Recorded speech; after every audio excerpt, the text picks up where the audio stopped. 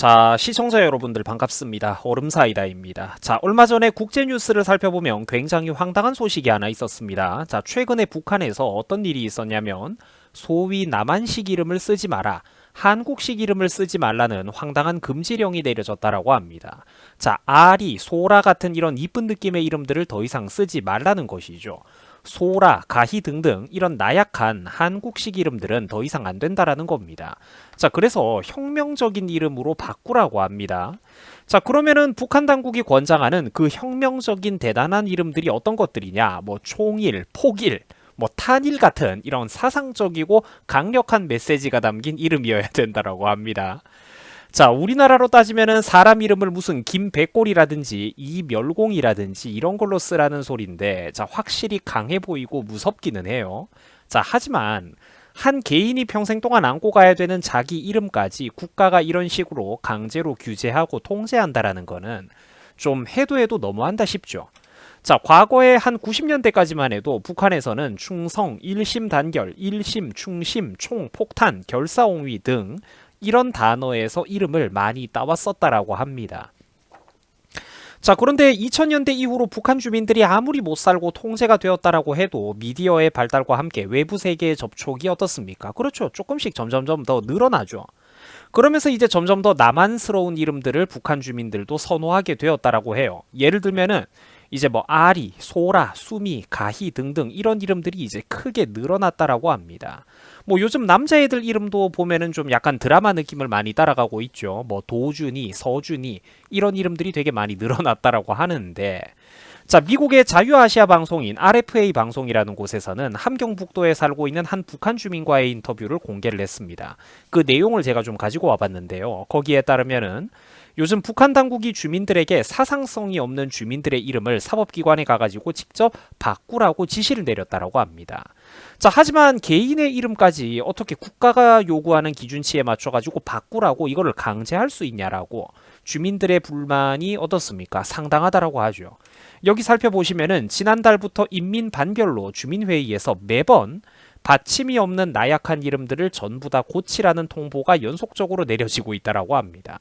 올해 말까지 받침이 없게 지어진 이런 이름들을 다 정치적인 내용을 담아가지고 혁명적인 이름으로 바꿀 것을 강요하고 있다라고 하죠.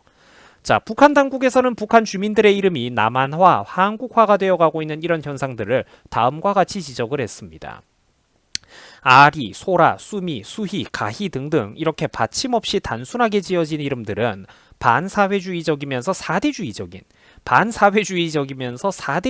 이름이다. 이 보다 혁명적인 기운을 담아가지고 충성스럽고 사상적인 이름으로 바꿔야 된다라는 것입니다. 자, 하지만 북한 주민들도 이 문제에 대해서만큼은 불평이 상당하다라고 합니다. 먹고 살기도 힘든데 이젠 하다하다가 자식들의 이름조차 부모 마음대로 짓지 못하게 하는 것이냐 분통을 터뜨리기도 하고 좀 억울할 만도 하죠.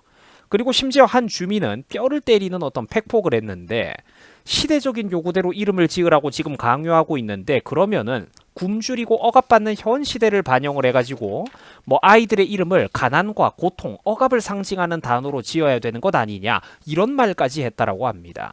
자, 이런 부분들은 진짜 여러분들 어떻습니까? 핵심을 관통하는 뼈를 때리는 내용들이죠. 한국이었으면 진짜 저널리스트가 되고도 남았을 그런 어떤 주민님의 어떤 팩트 폭격이었는데, 주민의. 자, 다만 그럼에도 불구하고 저 나라가 어떤 나라입니까? 뭐 말로는 안 되는 나라죠. 북한 당국의 입장은 단호하다라고 합니다. 정치적인 고려 없이 지은 이름들에는 조만간 벌금까지 물릴 거니까 그 전까지 알아서 처신하고 바꾸라고 엄포를 놓고 있다라고 합니다. 무시무시하죠. 국민들의 이름이 마음에 안 든다고 벌금을 물리겠다. 진짜 상상조차 하기 힘든 현상입니다. 아마 소설이나 만화책을 쓸 때도 작가가 이런 식으로 스토리라인을 그리면은 그거 아무리 독재국가, 이제 만화책이나 소설책 속에 등장하는 독재국가라고 해도 그거 너무 유치하고 개연성이 떨어진다. 사람들이 이렇게 비판을 할 정도겠죠. 하지만 언제나 늘 그렇듯이 인간 사회의 현실은 어떻습니까? 그렇죠. 늘 현실은 상상보다 더 버라이어티합니다. 자, 최근에 북한 당국에서는 주민회의 때마다 이런 사상교육을 주민들에게 강조를 하면서 퇴폐적인 서양 문화 쓰지 마라. 특히 미국의 코쟁이 문화의 복사판이다. 한국식 괴뢰식 말투를 더 이상 쓰지 말라. 주민들에게 이제 한국식 말투까지 쓰지 말라고, 이름도 쓰지 말라고 엄포를 놓고 있는 상황이라고 합니다. 자, 다만 북한 주민들도 이 자녀들의 이름 문제에 대해서만큼은 불만이 상당히 팽배한 그런 부글부글 끓고 있는 상황이라고 합니다. 사람이 기계도 아니고 가축도 아닌데 어찌 평생 쓰고 불려질 제 이름조차 마음대로 지을 수 없게 하느냐, 이 불만이 상당하다라고 하죠. 자, 그러나 결국은 위대하신 그쪽 수령님의 뜻대로 일단은 되기는 되겠죠. 자, 지금 여러분들이 보고 있는 이 사진은 무슨 사진이냐면 뭐 익숙한 분들도 많으실 것 같습니다. 미국의 항공우주국인 나사에서 찍은 동아시아의 야간 위성 사진입니다. 한중일 세 나라의 어떤 야경이 국토 모양 그대로 불빛이 보이는 모습들이 보입니다. 거의 세계 지도에서 볼 때의 그 윤곽선과 거의 비슷하죠. 그런데 유독 한쪽만 어두운 거를 확인하실 수가 있습니다. 유독 북한 쪽만 수도인 평양 정도를 제외하고는 어떻습니까? 거의 불빛이 없는 거를 확인할 수가 있습니다.